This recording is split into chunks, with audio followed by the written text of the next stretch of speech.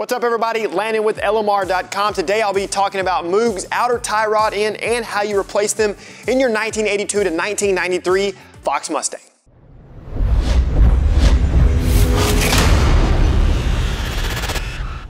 Common signs of a faulty outer tie rod are popping sounds, a noticeable increase in bump steer under normal driving conditions, and of course uneven tire wear. An easy way to help possibly determine a bad outer tie rod end is to support the car with a wheel off of the ground and then of course rotate it back and forth from the side of the tire.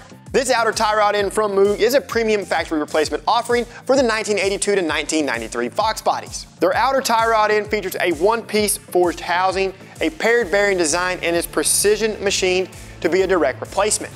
In the box will be one outer tie rod end, a dust boot, castle nut, cotter pin, and of course you're going to get a grease fitting.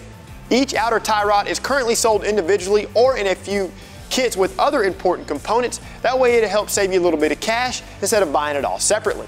Today we'll be installing a set of these Moog outer tie rod ends into our two-tone Fox body. Since this outer tie rod end is greasable, I would recommend inspecting them each time you go to change your oil, and of course add additional grease as it's needed. To get things started, support the front of the vehicle with jack stands or support it with a lift. Remove both front wheels. Spray the jam nuts with a penetrating oil. Allow time to dwell, and then break the jam nut loose with an open end or crescent wrench. Use a pair of needle nose pliers and remove the cotter pin from the tie rod. Loosen but do not remove the castle nut. Strike the side of the spindle with a hammer to separate the tie rod from the spindle. Remove the castle nut and then slide the tie rod out of the spindle. Because of the old components, the outer tie rod may not back off from the inner tie rod very easily. Clamp the inner tie rod by the grooves or flats with a pair of vice grips. Unscrew the outer tie rod and count the number of turns it takes to fully remove it. Clean the threads and then apply some anti-seize. To help prevent rust, we opted to paint our outer tie rods with a black paint. Thread on the tie rod and count the number of turns. Run up the jam nut and then slide the tapered stud into the spindle. Thread on the castle nut and fully tighten with a 3/4 socket. Ensure that any of the notches on the castle nut align with the hole in the outer tie rod. Slide the cotter pin into the tie rod from the backside. Use a pair of needle nose pliers to roll the ends of the cotter pin around the castle nut.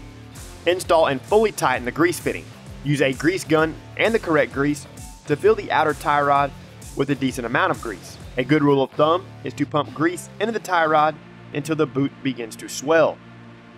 Repeat these steps for the other side. Reinstall your wheels and then get the car on the ground. At this point, I would recommend running the car down to your local alignment shop so that they can double check your alignment. Overall here guys, this Moog outer tie rod end is a great part for anyone out there needing a solid, reliable option for their Fox body Mustang. To see more how-to and review videos covering industry-leading products, be sure and subscribe to our YouTube channel. Like this video and don't forget to turn on notifications. While you're at it, be sure and check out our other videos and don't forget to shop LMR.com for all things 1979 to present Mustang and SVT Lightning.